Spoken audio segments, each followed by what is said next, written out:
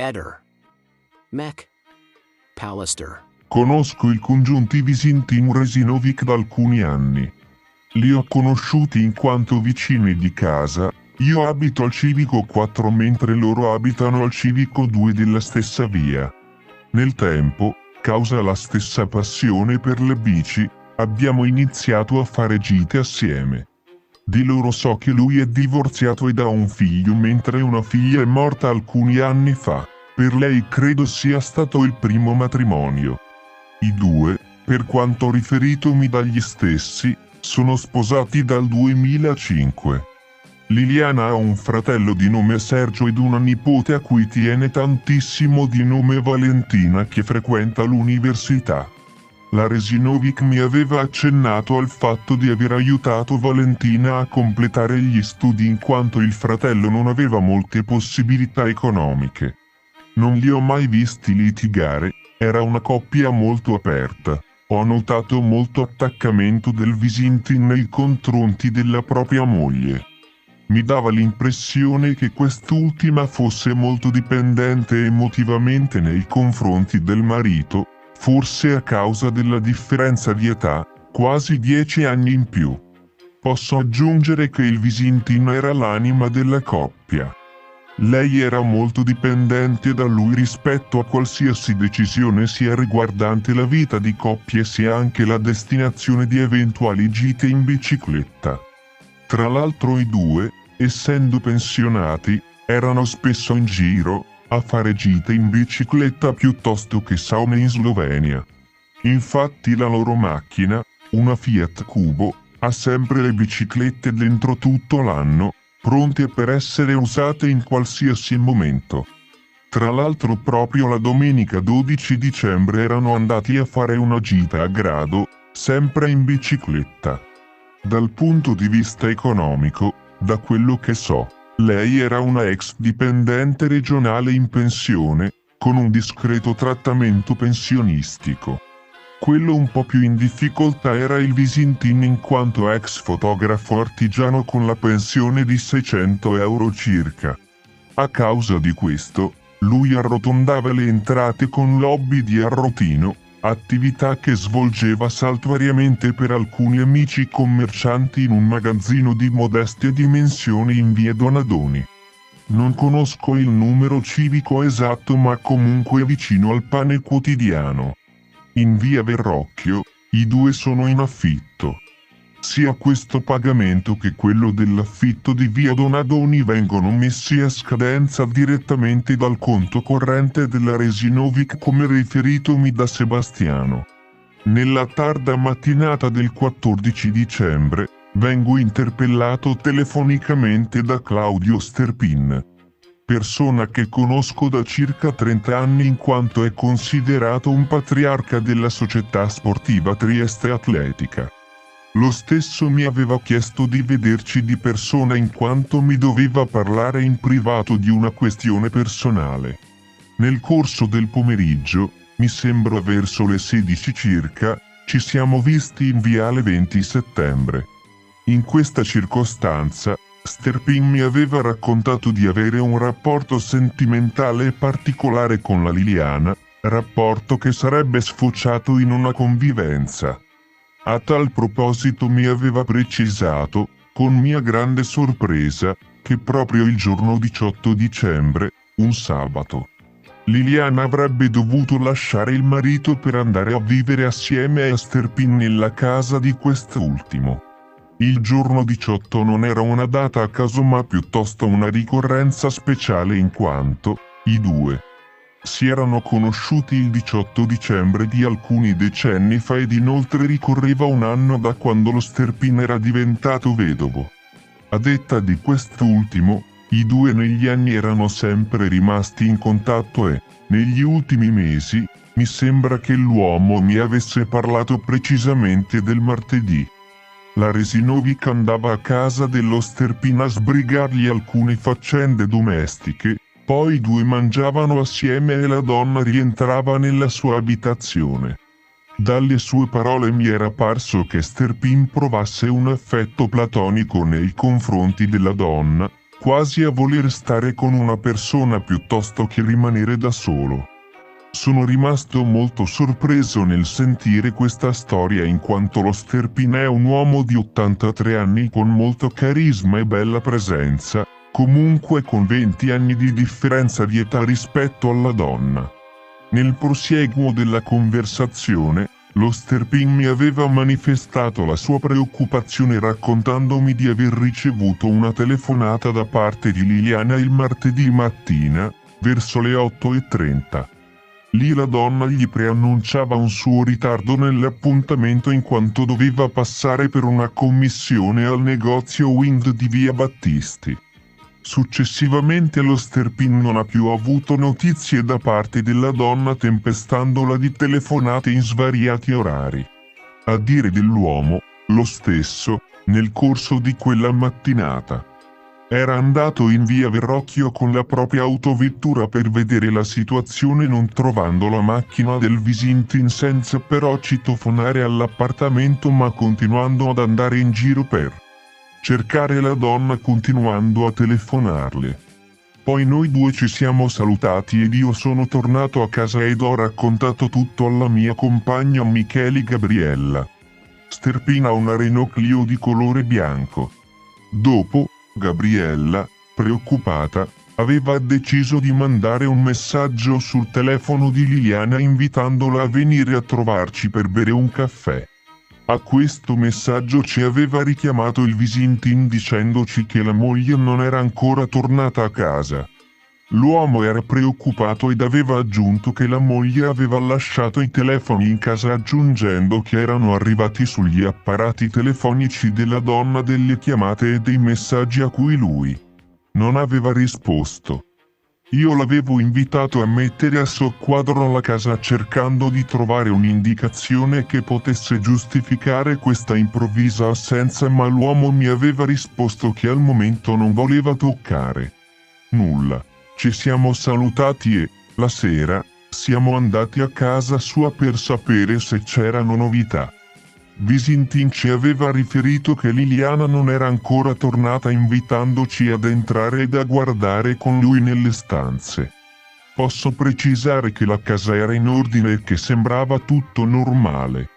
Aggiungo che il Visintin aveva aperto le anche dell'armadio di pertinenza della moglie e sia io che la mia compagna, in quel momento, abbiamo notato e commentato che mancava il giaccone nero invernale che la Resinovic usava in quel periodo e neppure c'era sembrato di vedere la borsa di colore chiaro. Non mi ricordo la tonalità precisa, che Liliana era solita usare sempre in quel periodo. In ordine a quanto sopra, preciso che proprio ieri sera su invito del Visintin, siamo tornati nuovamente nella loro casa. L'uomo ha aperto l'anta dell'armadio di sua pertinenza, sua cioè di Visintin, ed abbiamo visto, nonché commentato, che il giaccone nero di Liliana si trovava là. Visintin aveva replicato dicendo che alle volte la moglie, non trovando posto nel suo spazio, metteva le cose nell'armadio al lato del marito. Nella stessa circostanza abbiamo visto la borsa di Liliana collocato nell'armadio di pertinenza della donna con tutte le sue cose dentro. Oggetti che il Visintin ci aveva fatto visionare invitandoci a controllare il contenuto della borsa. In questo frangente ho potuto notare la presenza di denaro contante, documenti vari nonché bancomat dell'Unicredit ed altri oggetti vari. Il Visintin aveva precisato che la borsa era stata rinvenuta dalla polizia nel corso di un sopralluogo precedente e che lui non aveva idea che la borsa si trovasse là. Questo fino al ritrovamento della borsa da parte della polizia. Sempre ieri sera l'uomo mi aveva precisato che quello che non era stato trovato erano le chiavi dell'abitazione precisando altresì che rientrando a casa martedì 14. La porta di casa era chiusa regolarmente a chiave. Lo stesso Visintin, sempre ieri sera, aveva dato il permesso alla mia compagna di rovistare nel cassetto della moglie. Gabriella aveva così rinvenuto nel comodino del letto, dalla parte dove dorme la Resinovic, un astuccio con dentro denaro contante, non so quanto di preciso. Però penso che siano stati parecchi soldi.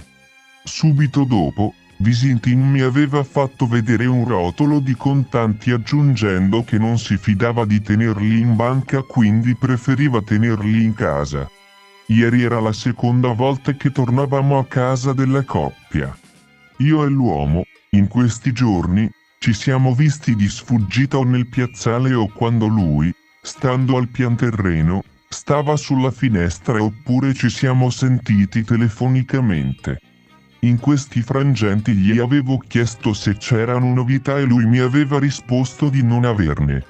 Liliana lo ha vista solitamente in questo periodo con un giubbotto nero, quello che si trovava nell'armadio in uso al Visintin, ed uno di colore rosso che ho visto trovarsi nell'armadio di pertinenza della donna. Oltre a questi, comunque la donna aveva numerosi giubbotti anche più leggeri di vari colori. Nelle occasioni in cui ci siamo visti, non ho notato dissidi tra di loro né nulla di anormale. Posso aggiungere di aver saputo nei giorni scorsi che, lunedì 13 dicembre, nel corso di una serata conviviale che Visintin e la moglie avevano trascorso con altre due coppie a casa di una delle due coppie, non ricordo chi precisamente ma qualcuno di questi, ci aveva detto che c'era stata qualche breve incomprensione, non so di che natura, tra i due coniugi. Proprio ieri sera, quando io e la mia compagna siamo andati a trovare il Visintin, avevo chiesto a quest'ultimo espressamente se, nel corso della predetta cena o nel corso della serata, era avvenuto qualche diverbio tra lui e la moglie, ma l'uomo mi aveva risposto che non era successo alcunché. Io allora gli avevo chiesto se era successo qualcosa la mattina successiva, ovverosia il 14 dicembre, e lui mi aveva risposto che non era successo nulla. Sebastiano mi è sembrato disorientato, come se non riuscisse a capire cosa stia succedendo. Spiego meglio, mi sembra preoccupato ma non nella misura in cui ti aspetti, mi pare che non faccia trasparire i suoi veri sentimenti. Soprattutto non ha un comportamento razionale, l'avevo invitato varie volte a rovistare in casa, cercare una traccia che possa spiegare l'allontanamento della moglie ma, secondo me non ha mai seguito il mio consiglio completamente, oppure l'ha fatto e non lo dice, comportamento poco razionale secondo me. La mia impressione personale è che lui sappia qualche particolare a proposito della vita con la moglie ma non lo dica. Sul rapporto con la coniuge ha sempre detto che non vi era alcuna gelosia da parte sua anche se lei si vedeva con amici o amiche. Su nostra insistenza verso le ore 22 Sebastiano si è recato in questura. Spiego meglio, quel giorno, quando siamo andati a casa sua, gli avevo fatto notare che la moglie si era allontanata. La mia compagna aveva già provveduto di sua iniziativa a verificare presso i locali ospedali l'eventuale presenza della Resinovic senza avere riscontro positivo, invitando pertanto il Visintin a rivolgersi alle autorità per avere un aiuto. L'uomo tergiversava, ma, pur dimostrandosi preoccupato, voleva aspettare che lei tornasse a casa. Ad un certo punto noi siamo tornati a casa nostra e, verso le ore 22 il Visintin ci aveva telefonato chiedendoci di accompagnarlo in questura, cosa che abbiamo fatto. A parte il giorno 14, Sterpin l'ho visto assieme alla mia compagna nei giorni scorsi al bar di Piazza Verdi. Ci ha raccontato nuovamente la sua storia con la Resinovic aggiungendo di essere preoccupatissimo tanto da dormire poco di notte. Ha ripetuto nuovamente la sua versione, ovverosia che quel giorno si doveva trovare con Liliana in città, in qualche via o piazza del centro, aggiungendo che la donna gli aveva riferito e che avrebbe tardato in quanto doveva recarsi al negozio della Wind in via Battisti per un'incombenza. Lo sterpino aveva continuato dicendo di aver provato a chiamarla vanamente e di essere venuto in via Verrocchio, senza però entrare completamente nel parcheggio. Per vedere se c'era la macchina in uso al marito, la Fiat Cubo bianca di cui sopra, riprovando a telefonarle senza ottenere alcuna risposta. In mattinata, girando per il centro, sempre a dire dello Sterpin, lo stesso aveva provato nuovamente a chiamare Liliana senza ottenere risposta. Aggiungo che lo Sterpin in questi giorni mi aveva riferito di essere stato richiamato dal Visintin, il quale aveva trovato il suo numero telefonico nell'elenco chiamate del telefono in uso alla Resinovic. In questa telefonata lo Sterpin si era presentato come un amico di Liliana dei tempi della corsa, chiedendo altresì notizie su quest'ultima. In questo periodo lo Sterpin mi ha contattato molte volte per avere notizie sull'evolversi del caso ed io gli ho comunicato la novità del ritrovamento della borsa. Parlando con Sterpin della cerchia di amicizia della Liliana, è uscito che ogni tanto la stessa si vedeva per un caffè con un uomo del mondo della corsa dell'epoca di nome Fulvio Covalero, che abita nel nostro quartiere. Sconosco in che tipo di rapporti fossero i due.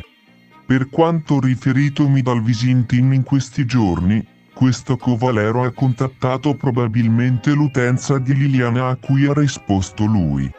In questo frangente Covalero aveva chiesto notizie della Resinovic in merito all'articolo pubblicato sui giornali locali per la scomparsa della donna.